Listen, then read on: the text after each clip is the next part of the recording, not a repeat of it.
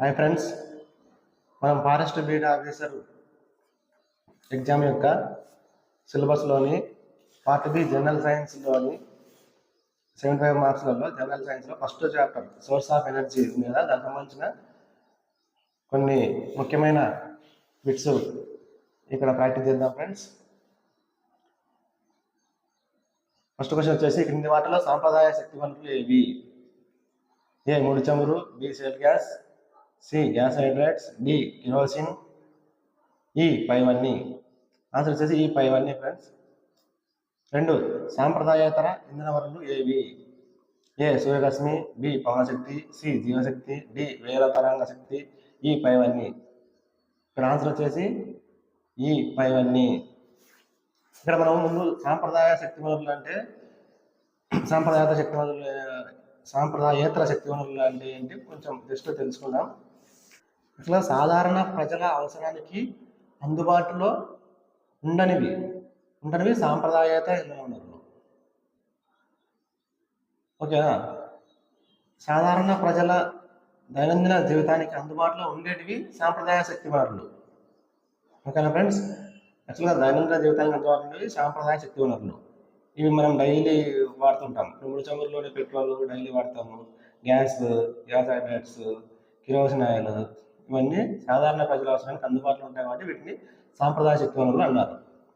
సాంప్రదాయేతర శక్తి వనరులు అంటే ఈ ప్రజల అవసరానికి డైరెక్ట్గా అందుబాటులో ఉండవు, వాటిని మళ్ళీ మనం వేరే ద్వారా మార్చుకుంటాం. ఎగ్జాంపుల్, ఇప్పుడు సూర్యరశ్మి ద్వారా మనం డైరెక్ట్ వాడుకోలేము, దాన్ని ఎస్పీవి ద్వారా సోలార్ ఫోటోవోల్టిక్ పద్ధతి ద్వారా విద్యుత్ రూపంలోకి మార్చుకొని వాడతాం కాబట్టి ఇవి సాంప్రదాయేతర ఇంధన వనరులు. ఓకేనా ఫ్రెండ్స్? థర్డ్ క్వశ్చన్ వచ్చేసి, క్రింది వాటిలో శిలాజ ఇంధనాలు కానిది ఏది? ఏ బొగ్గు, బి పెట్రోల్, సి సహజ వాయువు, డి బయోగ్యాస్. ఆన్సర్ వచ్చేసి డి బయోగ్యాస్. ఫోర్త్ క్వశ్చన్ వచ్చేసి, బయోగ్యాస్లోని ప్రధాన వాయువు? A ethane, B ethanol, C methane, D butane. Answer వచ్చేసి సి మీథేన్. చాలా ఇంపార్టెంట్ ఫ్రెండ్స్, చాలా ప్రీవియస్ ఎగ్జామ్స్లో అడిగారు ఇది. బయోగ్యాస్లోని ప్రధాన వాయువు ఆన్సర్ వచ్చేసి మీథేన్. నెక్స్ట్ ఫిఫ్త్ క్వశ్చన్ వచ్చేసి, క్రింది వాటిలో పునరుత్పాదక శక్తి వనరులు ఏవి? ఏ సూర్యరశ్మి, బి జీవశక్తి, సి పవనశక్తి, డి వేల తరంగ శక్తి, సి భూతాప శక్తి, ఎఫ్ పైవన్నీ. ఫ్రెండ్స్, మనకు శక్తి వనరులు 2 రకాలుగా ఉంటాయి కదా, పునరుత్పాదక శక్తి వనరులు, పునరుత్పాదకేతర శక్తి వనరులు. ఇవన్నీ పునరుత్పాదక శక్తి వనరులు. ఇవి మనము ఎంత వాడినా అవి తరిగిపోవు అనమాట, అవి మళ్ళీ జనరేట్ అవుతూనే ఉంటాయి. వాటిని పునరుత్పాదక శక్తి వనరులు అంటారు. Okay friends. 6th క్వశ్చన్ వచ్చేసి, క్రింది వాటిలో పునరుత్పాదకేతర వనరులు ఏవి? A petroleum, B gas hydrates, C సహజ వాయువు, డి కిరసన్ ఆయిల్, ఈ పైవన్నీ. ఆన్సర్ వచ్చేసి ఈ పైవన్నీ ఫ్రెండ్స్. ఇవి పునరుత్పాదకేతర వనరులు. పునరుత్పాదకేతర వనరులు అంటే వీటిని మనము తిరిగి ఉత్పాదత చేయలేము. ఇవన్నీ ఉండి, ఇప్పుడు పెట్రోలియం దీన్ని ముడి చమురు అంటారు, లేదా రాతి నూనె అని పిలుస్తారు. ఓకేనా ఫ్రెండ్స్? ఇది భూమి లోపల రాతి పొరల్లో లభ్యమవుతుంది. ఇది ఒకసారి వాడిన తర్వాత మళ్ళీ జనరేట్ కావాలంటే జనరేషన్ పునరుత్పాదక జరగదన్నమాట. ఓకేనా ఫ్రెండ్స్? చాలా ఇంపార్టెంట్ ఫ్రెండ్స్. పునరుత్పాదక శక్తి వనరులు ఏవి, పునరుత్పాదకేతర శక్తి వనరులు ఏంటివి? బేసిక్ క్వశ్చన్, చాలా ఇంపార్టెంట్. ఇక 7th క్వశ్చన్ వచ్చేసి, సహజ వాయువులోని ప్రధాన అనుఘటకం ఏది? A ethane, B propane, C butane, D methane. Answer వచ్చేసి డి మీథేన్ ఫ్రెండ్స్.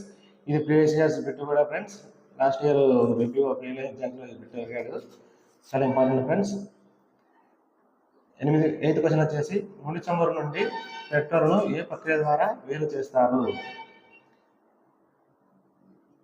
ముడి చమురు నుండి పెట్రోల్ నుండి వేరు చేసే ప్రక్రియ అంశిక స్వేదనం ఫ్రెండ్స్. ఇంగ్లీష్లో వచ్చేసి ఫ్రాక్షనల్ డిస్టిలేషన్ అంటారు. అంశిక స్వేదనం ద్వారా పెట్రోలియంను అంశిక స్వేదనం అనే ప్రక్రియను గురి చేయడం ద్వారా పెట్రోల్ను, డీజిల్, కిరసనాయిల్ వస్తాయి ఫ్రెండ్స్ అంశిక స్వేదనం ద్వారా. 9th క్వశ్చన్ వచ్చేసి, చమురు బావులలో శాంతత పరంగా మొదటగా వచ్చేది. ఇప్పుడు చమురు బావులలో ఉంటాయి కదా, అవి తీసేటప్పుడు వాటి శాంతత పరంగా ఏవి ఆర్డర్లో ఉంటాయి? చమురు, సహజవాయువు, నీరు, పెట్రోల్. ఆన్సర్ వచ్చేసి సహజవాయువు ఫ్రెండ్స్. ఫస్ట్ సహజవాయువు వస్తుంది, నెక్స్ట్ చమురు వస్తుంది, నెక్స్ట్ నీరు వస్తుంది. ఇవి ఆర్డర్ ఫ్రెండ్స్. ఓకేనా ఫ్రెండ్స్? 10th క్వశ్చన్ వచ్చేసి సౌర స్థిరాంకం విలువ. సౌర స్థిరాంకం A 1.366 kilowatts, B 13.66 kilowatts, C 16.33 kilowatts, D 1.633 kilowatts.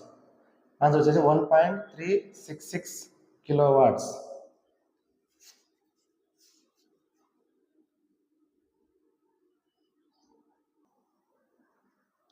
సౌర స్థిరాంకం.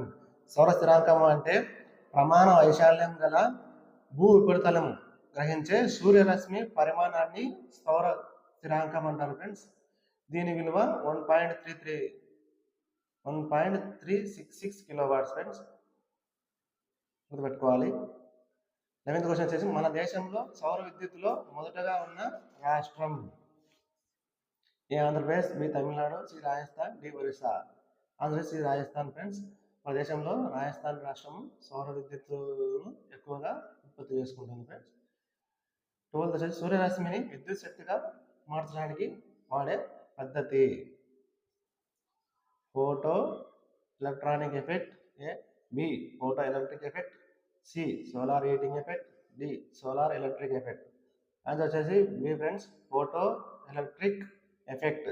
దీన్నే ఎస్పివి అంటే ఫోటో ఎలక్ట్రిక్ ఎఫెక్ట్ ద్వారా మనము ఎస్పివిని ప్యానల్స్ ద్వారా సోలార్ ఎనర్జీని విద్యుత్ ఎనర్జీగా మార్చుకుంటాం. ఓకేనా ఫ్రెండ్స్? చాలా ఇంపార్టెంట్ ఫ్రెండ్స్. మనం నెక్స్ట్ వీడియోలో లివింగ్ వరల్డ్ జనరల్ సైన్స్లోని సెకండ్ చాప్టర్ లివింగ్ వరల్డ్ సంబంధించిన కొన్ని బిట్స్ ప్రాక్టీస్ చేద్దాం friends. Please like and subscribe. Thank you.